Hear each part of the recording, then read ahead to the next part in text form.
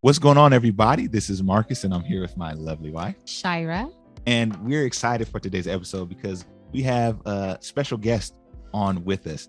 You know, it's really important to not only learn and consume financial literacy for ourselves, but also to pass it down to our children. Yes. That is vital. And so with us today, we have Renee Christoff from T Rowe Price, and we're going to be talking about how to create money-confident kids. And we know many of you are married couples out there that listen to us and have children. So we really want to bring this information to you. So we're excited to have you on, Renee. How are you? I'm good. How are you? Thank you for having me. I did go out and look at your site. I was so impressed with some of the feedback that your followers were providing related to the information so I'm happy to be here. Great. Wonderful. Yes, we're glad to have you. So Renee, we're just going to jump right in. Can you let us know why it's so important for parents to discuss money with their kids? Yes, I would say it's a muscle that many parents don't have. And it is so important because even if your money habits are not good, you have a chance to help someone else, right? You have a chance to have your children have a better financial future. And so talking to them early and often is something that we think is really important. Absolutely. That's very true. Now, what resources does T Rowe provide to help parents teach kids about money? Sure. Back in 2008, when we had the true monetary crisis and the Great Recession, that sort of thing, we were in the midst of trying to understand what could we do in community? How could we really give back to community in a meaningful way? We're an investment management firm, so money and money education has always been a part of our heritage. And so we thought, hey, let's just extend that into our communities, to our children, to our parents, to our educators, excuse me. And so that's how we got started with this. And so Money Confident Kids provides tips, activities, games, lesson plans, depending on how deep and detailed you want to go. If you want to do it in a classroom, if you want to do it after Sunday school, however you want to use it, it's pretty user-friendly. Wonderful. So the financial program, Money Confident Kids, what we've seen is that it's different from many other financial education programs because it focuses on long-term concepts. So can you tell us a little bit more about that? Sure. And for kids, it's kind of hard, right? Excuse me. They can't think about 2 weeks from now, much less, money for college or even further out if you're an adult, retirement dollars, right? Or even just planning for a vacation. And so we noticed when we were looking at the space, who was doing what. You always want to understand, you don't want to repeat, you want to be in white space, you want to bring something that's of value. And so we looked at everybody's talking about budgeting and banking and short-term savings, which is fine. And we need that, right? Credit cards, how to manage credit card debt. But we felt in order to build wealth and to think about saving for long-term goals, investing for long-term goals, we thought that you need that time horizon. You need to understand that there are short goals and long-term goals. And so that's the reason we added some extra elements that really talk about not just saving, but investing. And investing is how you build wealth. Can't build it with savings. Wonderful. Yes. That is so important. And, that's good for adults to know too. And so the earlier that you learn these things, the better. So I know that you've covered you've given us an idea of some of the topics that are covered with the program, but are there other topics that this program dives into?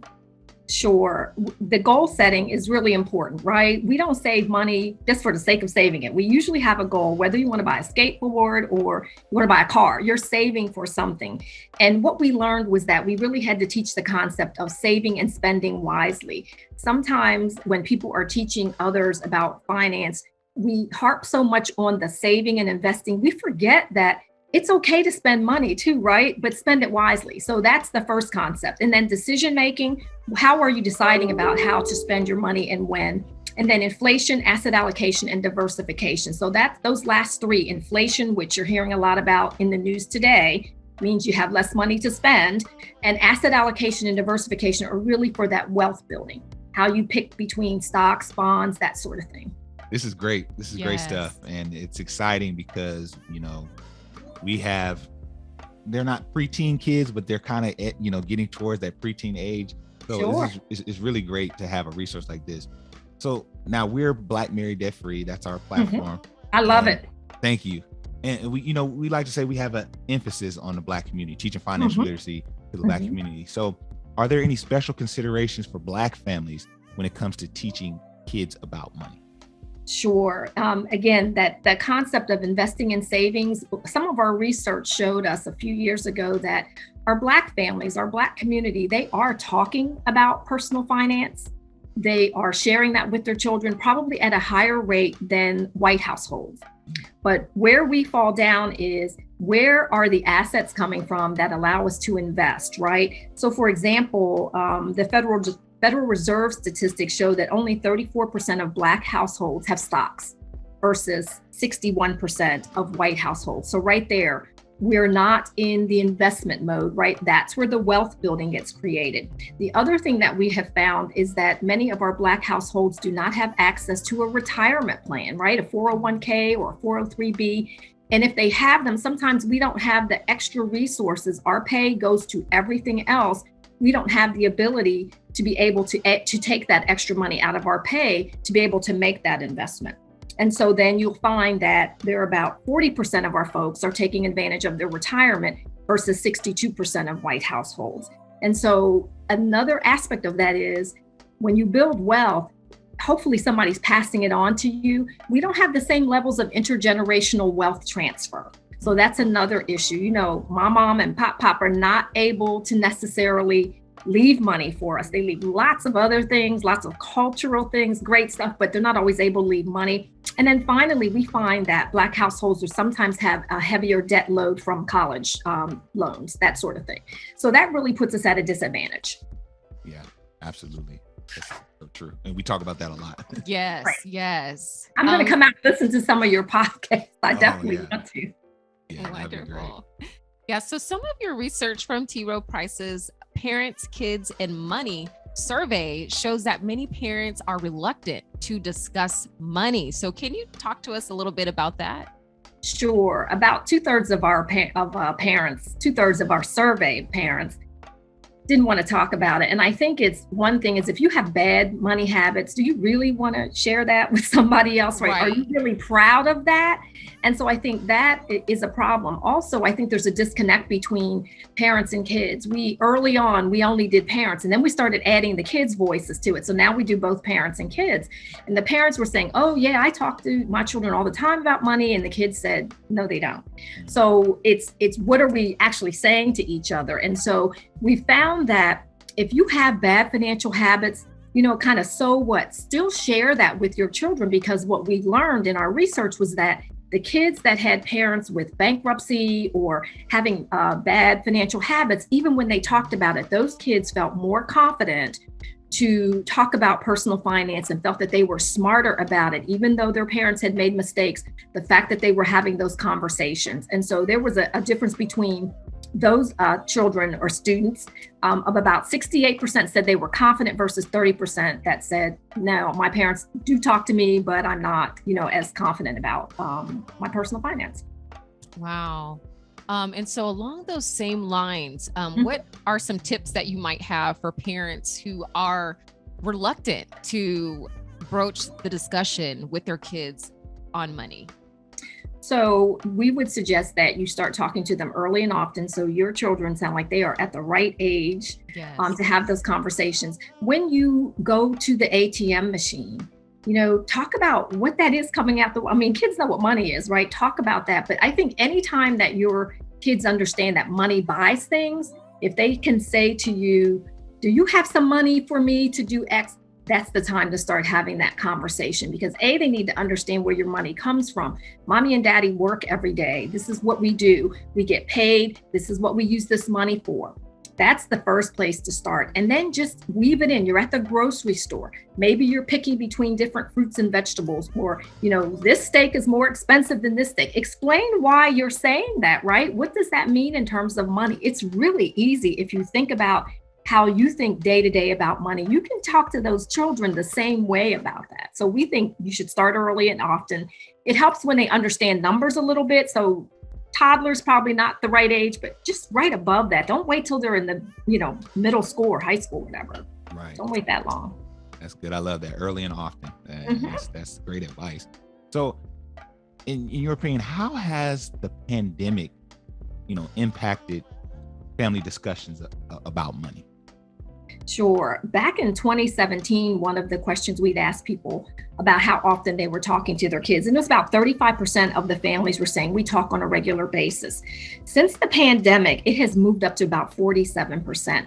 And I think the pandemic forced us, we were all together, we were at home, and it forced us to have those conversations. Some folks lost their employment, so they had to talk about, hey, there are going to have to be some changes here at home.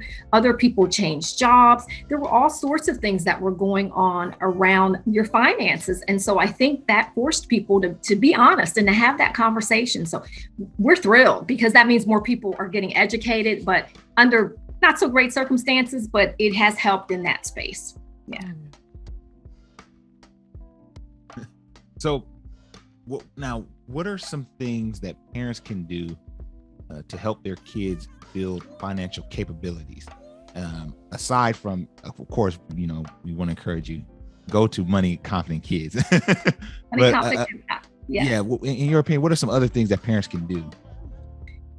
So if you have the ability to give your child a little bit of money, either on a debit card or old-fashioned allowance with cash, maybe you're a family that when you go on vacation, you give the kids a little bit of money so that they have money to spend over the vacation. We used to do that with our daughter all the time. She'd get the money at the beginning of the week, and we were like, you need to make sure that this lasts the week because we're not going to give you more. And you might find something later in the week that you really want versus buying the first thing you see. So she learned a lot from that. She's a 20-something now, but she learned a lot from that. And she's got pretty good money skills. I think the allowance is a way, if you can afford to do that, or managing birthday money. Everybody gets birthday money, or most people do. Help them think about saving some, using some to have some fun, maybe even donating. We start early with talking to children also about those that have needs, right? And so maybe there's an opportunity to talk about donating. So it's just your everyday things. But I think the debit card has now become really popular as a way. The thing that I don't like about the debit card is that you don't see the money. And so if you hand a kid $5 or $10 and you're in the store and you buy something and they get $5 back, they can see that, okay, that cost me something, right? I started with a 10, now the clerk handed me a 5. That is much more impactful than I gave them my debit card. Now I have less on my debit card, but I can't even see that, right? So my advice is cash. It really, it does work. So those are just a little bit of things, and showing them trade-offs, right? If you want, go back to what we talked about, the time horizon. If your child wants to buy something for their computer, that might be a larger expense than, I want to go to the movies with my friend, which is a smaller dollar amount. So if you spend the money to go to the movies, it's going to take you longer to get the item for your computer. So that's a way to show trade-offs as well. So. Yes, these are all very good and practical tips that folks can start to implement right away. And then also just thinking about how kids learn, that these tips provide, that hands-on application. Right. So I really like that. And I'm excited about Money Confident Kids in this conversation. And then also I feel that it's very timely as we're preparing to go into the new year in a couple of weeks. Many times we make goals for ourselves, but I think that we should start to think about parenting goals and how we want to strengthen our kids' confidence, strengthen their awareness of financial concepts. And Money Confident Kids, it just sounds like a great way to do that. Absolutely. I think so. Thank you. Well, Renee, thank you so much for your time. Are there any final words you'd like to leave with our audience about Money Confident Kids? Other than just go out and check it out. It's easy. You don't have to be an expert to do it. Parents, we find, learn along the way with their kids. So you don't have to be embarrassed that you might not know the concepts. Learn it along with your children. But thank you for having me. Absolutely. Thank you for being on. We're excited. So to you, the listener, we want to hear from you. We want you to let us know, what do you think about Money Confident Kids? Definitely go plug that in, moneyconfidentkids.com, and just, make yourself familiar with the platform and do it with your children and enjoy the experience. But we want to know what you think about it. So do us a favor and let us know in the comment section what do you think about Money Confident Kids? We'd love to hear from you. That's all for this episode. Shire, any last words? No, I'm excited. Yeah, me too. Well, Renee, thank you once again. And till next time, we'll talk to you guys later.